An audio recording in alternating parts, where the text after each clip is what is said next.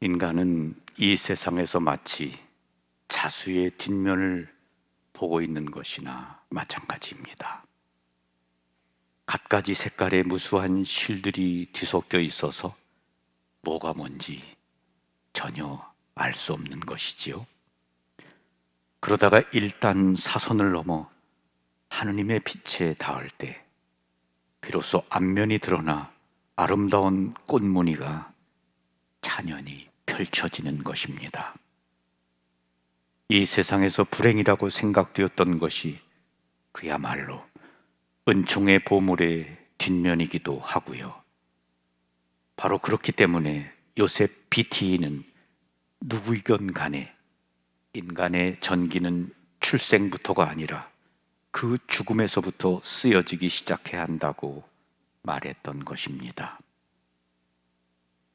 기회가 좋은 것 같으니 소노 여사가 편지에 쓰셨던 신부님께서는 왜 신부가 되셨습니까? 라는 질문에 답변을 해보도록 하죠. 그것은 종전 이듬해였습니다. 전쟁은 저에게서 모든 것을 다 앗아가 버렸습니다. 우선은 아버님의 전사지요. 1945년 6월에는 제가 태어나고 자란 집이 공습으로 불탔으며 저희들 네 식구는 겨우 목숨만 부지한 채 할머님 댁으로 피난을 갔습니다. 친구들도 여기저기로 흩어졌지요.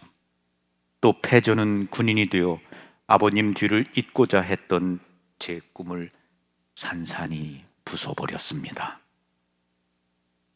동시에 불교에 대한 제 신앙의 열기도 식어버렸지요. 전쟁은 끝났으되 이제 더 이상 부처님께 보온 감사드리는 매일매일이라고는 말할 수 없게 되었던 것입니다. 그래도 살아나가야만 했습니다. 우선 어머니, 누나, 동생 저 네 사람이 살 집부터 마련하자고 생각했지요.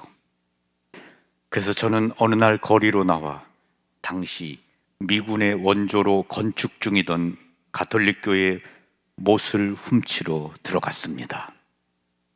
반짝반짝 빛나는 미제 못을 황급히 보자기 속에 집어넣고 있는데 갑자기 검은 옷을 입은 외국인에게 목덜미를 잡혔습니다.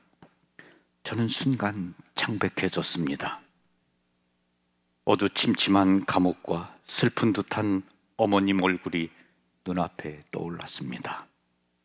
그러나 놀랍게도 그 외국인은 저를 때리지도 않았고 체포하려고 들지도 않았으며 제 보자기를 가져가더니 그 안에다 못을 가득히 채우기 시작했습니다. 그리고 가톨릭 교회에 대해서는 한마디도 하지 않은 채 저를 돌려보내 주었습니다. 문 근처에서 얘야, 부족하면 또 오너라 하고 한마디 했을 뿐이었지요. 여우에 홀린 듯 저는 그날 밤 한숨도 자지 못했습니다. 다른 사람이 주는 것이라면 무엇이건 받고, 그러나 자기는 다른 사람에게 무엇 하나 주지 않는 그런 전후의 시대에 준다고 하는 일의 귀중함을 가르쳐준 그 외국인의 우엉과도 같은 굵은 손가락과 한없이 맑은 푸른 눈동자가 제 머리에서 떠나지 않았습니다. 새벽녘 저는 이상을 발견했다.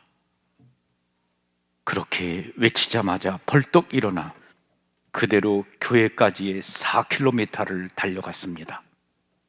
그리고 그 외국인을 발견한 순간, 선생님, 저는 육군 대장이 되려던 것을 그만두렵니다.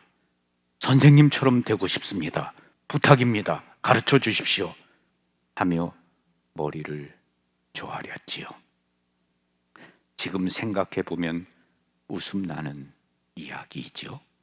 그러나 그것은 제 거짓없는 마음이었습니다. 가톨릭 교도가 되겠다는 말은 하지도 않았거니와 생각해 보지도 않았습니다. 그저 다만 그분처럼 되고 싶었던 것입니다. 그 외국인은 제게 있어서 참으로 인생의 좋은 스승이었습니다.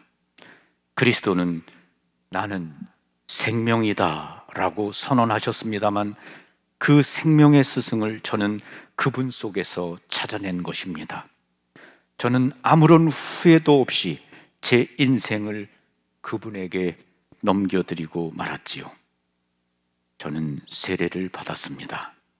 그리스도의 심오한 가르침 따위를 알 리가 없었지요. 하지만 가톨릭 교도는 하느님의 사랑의 증거로서 십자가 위에서 돌아가신 그리스도 위에 자기 인생을 놓는 자라는 확신만은 흔들리지 않았습니다.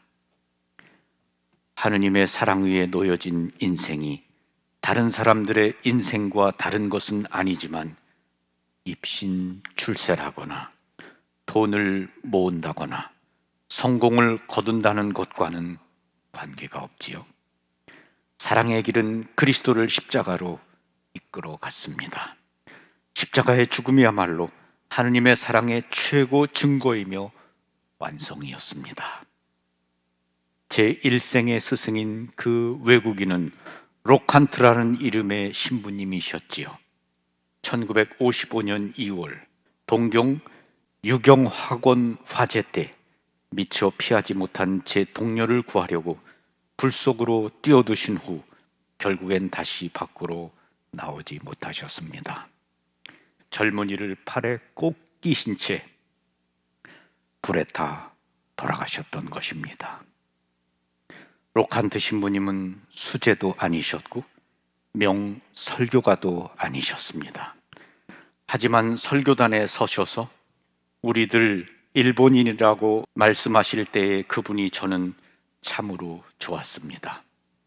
일본인 이상으로 일본을 사랑하고 존경했던 분이셨지요. 그리고 늘 입버릇처럼 마사유키, 나는 일본의 흑이 되고 싶다고 거듭거듭 말씀하셨습니다. 그 말씀대로 일본의 흑이 되고만 로칸트 신부님의 한 줌 유해 앞에서 다시금 하느님의 사랑 위에 놓여진 인생이 어떤 것인가를 가르침 받았습니다. 저는 마음속으로 제2의 로칸트 신부님이 될 것을 맹세했지요. 그리고 그분의 어머님 마마 로자의 아들이 되어드리기 위해 윗분의 허락을 얻어 이탈리아로 건너갔습니다. 로칸트 신부님의 20주기 기념일이었습니다. 마마 로자가 이 세상을 뜨셨지요. 저는 그 죽음 앞에서 아들로서 또 신부로서 유해를 장례 지내며 하느님께서 주신 기이한 인연에 눈물을 흘렸습니다. 지금 다시 한번 요셉 비티의 이야기로 되돌아가 보죠. 만약 로칸트 신부님의 전기를 출생에서부터 쓰기 시작한다면, 다시 말해서 나는 인생에서 무엇을 기대할 수 있는가 하는 발상으로 쓰기 시작한다면 로칸트 신부님의 인생만큼 비참한 것은 없습니다. 16 나이에 부모 형제와 헤어져 고국을 떠나서 타양 땅 일본에 와 전쟁 중에는 군의 학대로 고통을 겪고 전후에 겨우 자유로이 복음 전도를 할 수 있게 되자 불에 타 돌아가시고 말았으니까요.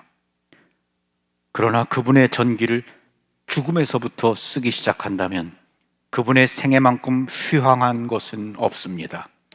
자기가 사랑했던, 그지없이 사랑했던 일본의 흑이 되셨으니까 말입니다. 그리스도의 말씀 씨앗은 그 토양에서 확실히 싹트고 열매를 맺게 되겠지요. 밀알 하나가 땅에 떨어져 썩지 않으면 한 알 그대로 남아있고 죽으면 많은 열매를 맺는다라고 그리스도는 말씀하셨습니다. 이러한 사랑의 순교자의 죽음에서부터 솟구쳐 나오는 성성의 삶이 사실은 그리스도의 교회를 살리며 윤택하게 해주는 것입니다.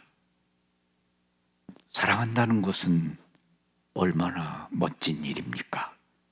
사랑한다는 것은 사랑을 만들어 낼 능력을 지니는 것, 감히 자신을 계속 주는 에너지를 지니는 것입니다. 그러한 능력과 에너지를 지니는 것은 고통스러운 일이기도 합니다. 때로는 로칸트 신부님이나 아우슈비츠에서 동양인을 대신해 죽으셨던 꼴베 신부님처럼 죽음까지도 선택하지 않으면 안 되니까요. 하지만 그래도 사랑이 없다면 인간은 인생을 살았다고 할 수 없습니다. 죽음을 대상으로 할 정도의 쾌감도, 죽음을 초월할 정도의 희열도 맛볼 수가 없는 것이지요. 사랑은 죽음보다 강하며 영원히 끊이지 않는 것입니다. 성인이란 결점이 없는 완전한 인간을 말하는 게 아니라 사랑의 에너지에 살고 사랑의 에너지를 살다 간 사람을 말하는 것이겠지요. 저는 신부가 되기를 정말로 잘했다고 생각합니다. 신부가 독신이라는 건 얼마나 커다란 은혜입니까? 하느님께서는 신부가 철저히 고독하기를 바라셨지요. 철저히 고독한 후에야 비로소 다른 사람들의 고독을 찾아내는 눈과 그것을 부드럽게 애무할 수 있는 마음이 길러지는 것이니까요. 앙드레 프로사르가 사제란 타인이 고독하지 않도록 자기 스스로는 홀로 살아가는 사람이다 라고 말한 것이 기억납니다. 1981년 11월 15일 소노 아야코 6개, 시리에다 마사유키 신부. 헤어지는 날까지라는 책에 나오는 글입니다. 저는 이 글을 감동적으로 읽었고 오랫동안 마음속에 새기고 기억하고 있습니다. 사랑한다는 것은 얼마나 멋진 일입니까? 사랑한다는 것은 사랑을 만들어낼 능력을 지니는 것, 감히 자신을 계속 주는 에너지를 지니는 것입니다. 성인이란 결점이 없는 완전한 인간을 말하는 게 아니라 사랑의 에너지에 살고 사랑의 에너지를 살다 간 사람을 말하는 것이겠지요. 아멘. 고맙습니다. 평화를 빕니다.